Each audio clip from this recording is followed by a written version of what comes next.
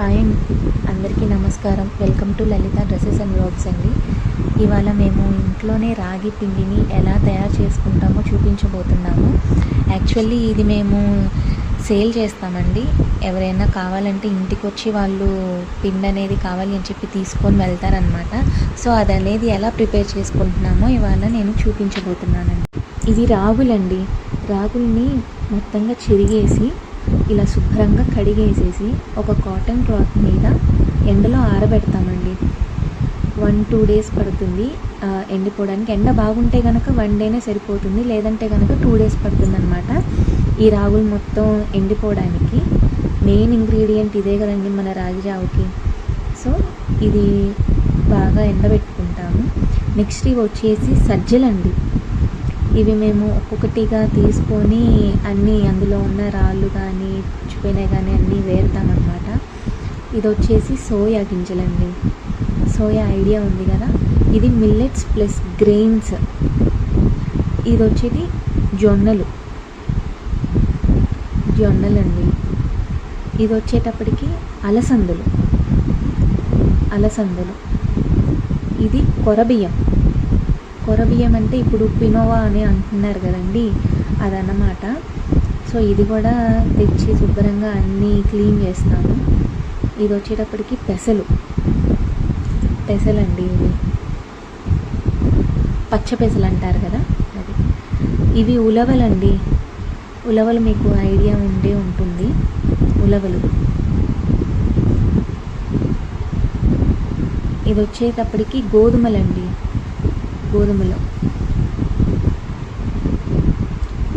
ఇలా అన్నీ ప్రతి ఒక్కటి తీసి క్లీన్ చేసుకొని ఎండబెట్టుకొని 1-2 సార్లు ఎండబెట్టుకొని పిండి పట్టించుకుంటామండి. ఇదేమో సగ్గుబియ్యం. నెక్స్ట్ ఇవన్నీ కలిపేసేసి క్లాత్ మీద మొత్తంగా ఆరబెట్టేస్తాము. ఎండబెడతాము. మెయిన్ ఏంటంటే ఎండబెడతామన్నమాట బాగా. అంటే కొద్ది రోజులైనా కానీ నిలవ ఉంటుంది ఎండబెడితే. ఇది శుభ్రంగా ఆ బకెట్లో పోసేసుకొని, ఇంకా అది రాగిజావు బకెట్ అన్నమాట, పోసేసుకొని మెత్తగా పిండి పట్టించేసుకుంటామండి. మెత్తగా వేయించేసుకుంటాం. సో ఇదేంటంటే మనం లడ్డూలు చేసుకోవచ్చు, రాగిజావు చేసుకోవచ్చు, దోశల్లా పోసుకోవచ్చు, రాగి సంగటిగా ఉంటుంది కదండి, అది కూడా చేసుకోవచ్చు అన్నమాట. చూసారా, మళ్ళీ పిండి పట్టించుకొని వచ్చిన తర్వాత మళ్ళీ ఒకసారి మొత్తంగా ఎండబెట్టాము. సో క్లాత్లో సరిపోదు కాబట్టి మేము ఒక వైట్ షీట్ వేసి దాని మీద ఎండబెట్టామండి. చూస్తున్నారు కదండి, ఇది మెత్తగా, చాలా మెత్తగా వేయించేసుకుంటాం అన్నమాట. పిండి పట్టించేసుకుంటాము. సో ఇప్పుడు జావ అనేది ఎలా పెట్టుకోవాలో చూపిస్తున్నామండి. ముందు స్టవ్ మీద ఒక గిన్నె పెట్టుకొని 1 గ్లాస్ వరకు నీళ్లు తీసుకోవాలండి. అందులో 3/4 వరకు నీళ్లు పోసుకోవాలి. రెగ్యులర్గా మనం జావ పిండి ఎలా అయితే పెట్టుకుంటామో సేమ్ అలానేనండి ప్రాసెస్ కూడా. కాకపోతే ఏంటంటే ఇందులో కొంచెం ఓట్స్ అనేవి యాడ్ చేసుకుంటాము. ఒక 2 టేబుల్ స్పూన్స్ వరకు. అంటే నేను ఇక్కడ ఇద్దరికి యూస్ చేస్తున్నానండి. నేను మా అత్తయ్య గారే అన్నమాట తాగేది. సో ఏంటంటే 2 మనుషులకి కాబట్టి నేను 2 స్పూన్స్ వేసుకుంటున్నాను. ఇలా ఉండలు లేకుండా బాగా స్మూత్గా మనం మిక్స్ చేసుకోవాలి. చూస్తున్నారు కదండి, ఉండలు అనేది లేదు అసలు. ఉండలు లేకుండా మొత్తం మెత్తగా మనం స్మూత్గా మిక్స్ చేసుకోవాలి. ఇప్పుడు ఈ వాటర్ని మనం అందులో పోసేసేయచ్చు. సో మనకి నీళ్ళు మరగాలి అనేది ఏమి ఉండదండి. మనం ఇందులో వేసిన తర్వాత కూడా ఆటోమేటిక్గా మరిగిపోతుంది. ఈ చుట్టుపక్కల అంటింది కూడా ఎందుకులే వేస్ట్ చేయడం అని చెప్పి నేను అందులో కూడా వాటర్ కలిపి పోసేస్తున్నాను. సో నాకేంటంటే ఈ జావ చాలా ఇష్టం అనమాట. ఫస్ట్లో పెళ్ళైన కొత్తలో నేను పెద్దగా తాగేదాన్ని కాదు. కానీ ఎప్పుడైతే నేను తర్వాత మా అత్తయ్య గారు తాగమ్మాయి బలం అని చెప్పి అన్న తర్వాత, సరే ఒకసారి ట్రై చేద్దాంలే ఏమైంది అని చెప్పి నేను కూడా తాగాను ఒక 2-3 టైమ్స్. సో అప్పటి నుంచి నేను పెద్ద ఫ్యాన్ అయిపోయాను దీనికి.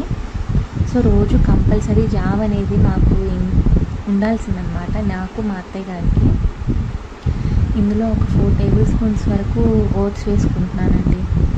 సో ఓట్స్ ఏంటంటే మనకి మంచి టేస్ట్ని ఇస్తుంది. అండ్ అలాగే బైండింగ్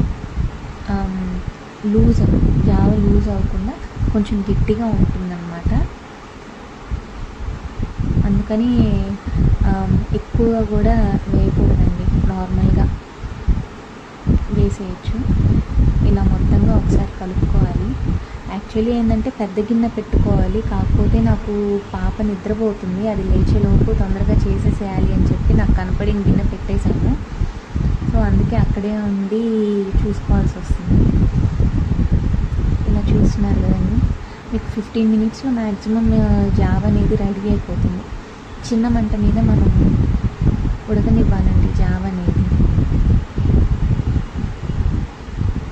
చూస్తున్నారా, ఇలా మొత్తం ఉడికిపోతుంది కదా, ఇలా బాగా ఉడికొచ్చి దగ్గర పడింది చూడండి. ఇలా వచ్చినప్పుడు మనం ఒక హాఫ్ గ్లాస్ వరకు పాలు యాడ్ చేసుకోవాలండి. మనం పాలు చూస్తున్నారు కదా, గట్టిపడింది, చిక్కబడింది కొంచెం జావ అనేది. సో హాఫ్ గ్లాస్ వరకు మనం పాలు అనేది యాడ్ చేసుకోవాలన్నమాట ఇందులో. మా పాపకు కూడా ఇస్తానండి, ఇది చిన్న గ్లాసు జావ తనకు కొంచెం కొంచెం రోజు ఇస్తాము. మార్నింగ్ లేచిన తర్వాత ఫ్రెష్ వాటర్ అంతా తాగిన తర్వాత జావ అన్నమాట తాగేది. ఇదేంటంటే ఆకలి కూడా కొంచెం అనిచిద్దండి మనకి. ఇలా చూసినారు కదా, ఇలా ఇంకా వచ్చిన తర్వాత మనం ఆఫ్ చేసేసుకోవచ్చండి స్టవ్ని. లేదా ఇంకొంచెం మనకి చిక్కదనం కావాలి అనుకుంటే ఇంకొక 2-3 మినిట్స్ వరకు మనం మరిగించుకోవచ్చండి. ఇది చల్లారిపోయిన తర్వాత కొంచెం గట్టి పడుతుందండి. ఇందులోకి మనం పటిక బెల్లం కానీ వాడుకోవచ్చండి. సో ఏంటంటే మనకు పాలే కాకుండా మజ్జిగ కూడా మనం యాడ్ చేసుకోవచ్చు. మజ్జిగ యాడ్ చేసుకోవాలి అంటే కొంచెం జావ అనేది చల్లగా ఉండాలన్నమాట. మీకు ఈ జావ పిండి అనేది కావాలి అనుకుంటే నేను కింద డిస్క్రిప్షన్లో నెంబర్ ఇస్తానండి, ఆ నెంబర్కి మీరు కాంటాక్ట్ అవ్వచ్చు అన్నమాట. సో డీటెయిల్స్ అన్నీ నేను మెన్షన్ చేస్తాను మీకు. అంతేనండి, ఎంతో ఈజీ అండ్ టేస్టీ హెల్దీ రాగి జావ అనేది రెడీ. నేనైతే పటిక బెల్లం వేసుకుంటానండి, మా అత్తయ్య గారు మాత్రం వాడరు, తను ప్లెయిన్గానే తాగేస్తారనమాట. అంతే. Thank you for watching. Please subscribe to my channel. Thank you.